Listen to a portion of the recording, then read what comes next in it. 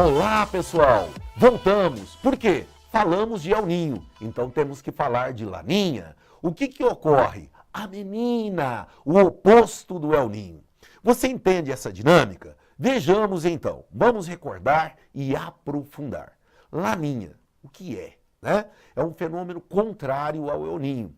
Então, ao invés de sobreposição de águas quentes, o que ocorre? O resfriamento das águas superficiais do Pacífico Equatorial, Central e Leste. O que eu vou ter, então? Uma intensificação da queda de temperatura, também chamada de El Viejo ou anti-El Ninho. Denominações interessantes. Já pensou se aparece no vestibular ou no Enem? Você não perde, porque você nos acompanha. Como que isso funciona? Ao contrário, de termos uma situação de águas quentes, águas frias. Então seria exatamente o contrário? Não. O que eu quero que você entenda é que a Laninha também varia em intensidade. E desta forma é analisado do mesmo modo que o El Ninho.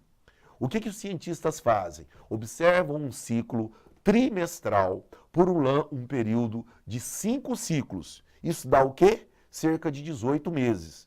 Como no El Ninho, para confirmar que aquele fenômeno ocorreu. Então nós vamos ter períodos mais intensos e menos intensos. Como citado ao lado, 88, 89 foi muito intenso. 95, 96 foi fraco. Fenômenos aí do século anterior.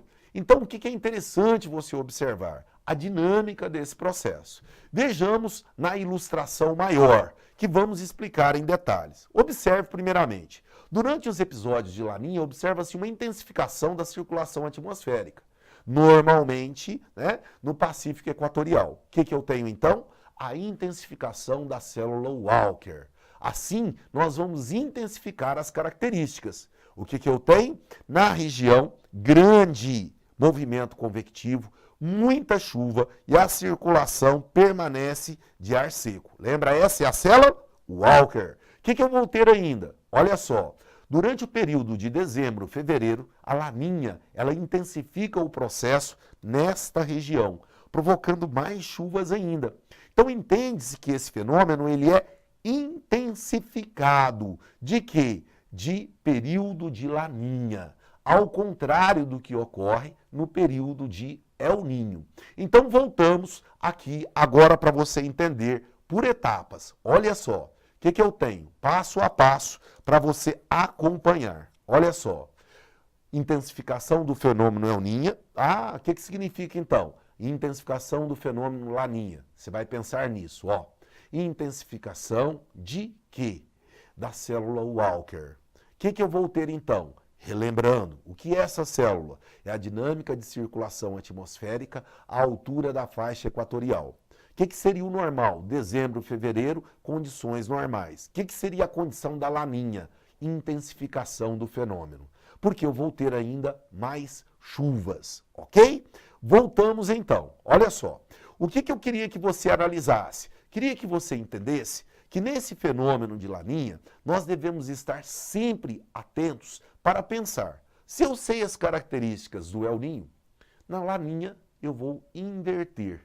Por quê? A célula Walker vai agir de forma mais intensa, gerando maior volume de chuvas, principalmente nas viradas do ano. E, por consequência, vai ter sua intensidade máxima nesse período e depois tende a se dissipar.